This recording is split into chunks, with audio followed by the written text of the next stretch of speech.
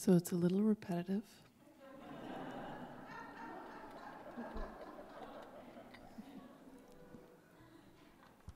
I just noticed that. How is that? So there is a whole layer here of, kind of the mantras, and there's this whole world of Hindu gods and goddesses, and that's kind of a fun layer that you can add on to this. Usually when I'm just starting to chant with people, I think it's nice to live with it for a while, kind of without really knowing too much, because it doesn't activate like your thinking mind. But it can be a really beautiful doorway into these practices. The kind of one of the ways I've heard it explained is that the reasons that the gods and goddesses came into being was because it was like the idea of our own potential and just the vastness of what enlightenment might be, or what it means to fully realize who we are, that was just like too difficult to even really imagine. So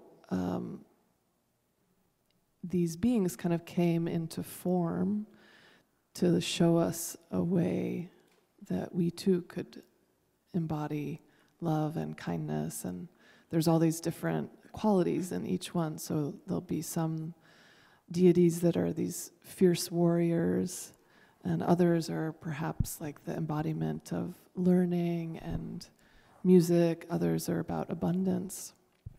So it can be really fun. So if you're drawn to it, there's kind of a whole world you can step into there that can be lots of fun, and there's lots of great stories. And in India, it's like the cartoons there are like these deities.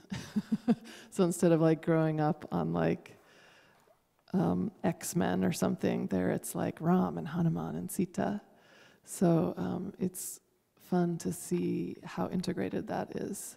And when you go to India, I think now that yoga's become so popular in the West, I think some people are really shocked that what's considered yoga there is not what is considered yoga first and foremost in the US. Here it's like triangle pose, warrior pose.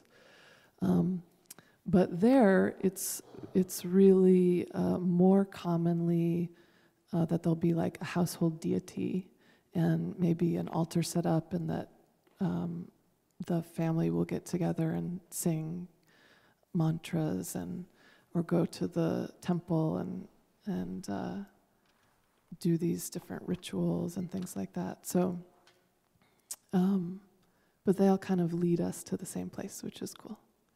So let's do one that's to some of the ladies.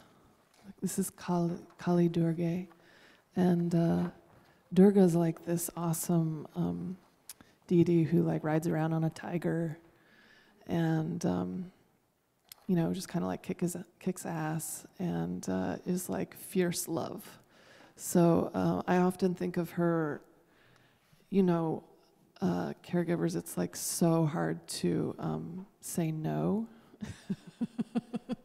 Especially when you're like coming from a loving place, we think like, I have to say yes. So Durga is like how we say love, with fierce love for ourselves and love for who we're around, and still like, nope, not gonna happen, and I love you.